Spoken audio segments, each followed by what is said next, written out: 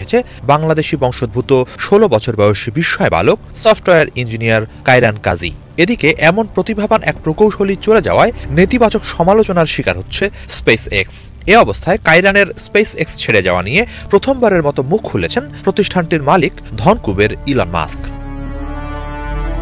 বিষয়টিকে হালকা করার জন্য সামাজিক মাধ্যমে এক পোস্টে ইলন মাস্ক লিখেছেন, কায়রান স্পেস এক্স ছেড়ে যাওয়ার পরই তিনি প্রথমবারের মতো তার ব্যাপারে জানতে পেরেছেন। এর আগে কায়রানের বিষয়টি জানতেন না। ওই পোস্টের সাথে কায়রানের স্পেস এক্স ছেড়ে যাওয়া বিষয়ে ফরচুন ম্যাগাজিনের করা একটি নিউজও শেয়ার দেন মাস্ক। এ ব্যাপারে সাংবাদিকদের প্রশ্নের মুখেও একই ধরনের উত্তর দেন তিনি।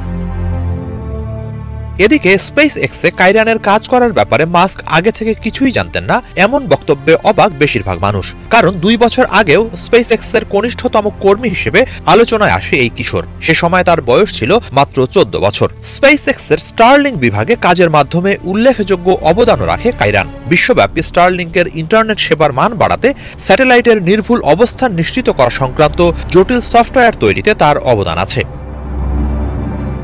বর্তমানে কায়রানের বয়স 16 বছর। 2 বছর আগে সান্তা ক্লারা ইউনিভার্সিটির 170 বছরের ইতিহাসে সর্বকনিষ্ঠ স্নাতক হয় এই বিস্ময় বালক। মাত্র 14 বছর বয়সে সান্তা ক্লারা থেকে computer science and engineering A degree নেয় সে। তার কিছুদিন পরই স্পেস এক্সে সফটওয়্যার ইঞ্জিনিয়ার হিসেবে যোগ দেয় সে।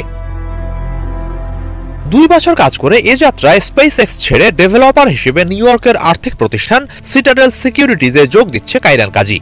এই বিষয়ে বিজনেস ইনসাইডারকে দেয়া এক সাক্ষাৎকারে সে জানায়, নতুন চ্যালেঞ্জ এবং ভিন্নধর্মী খাতে দক্ষতা বাড়ানোর লক্ষ্যেই তার স্পেস এক্স ছাড়া।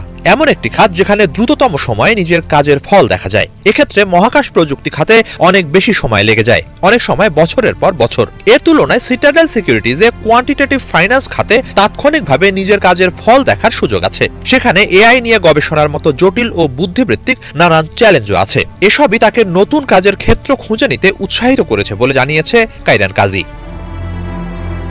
হিজল জোবায়ের, বাংলা ভিশন।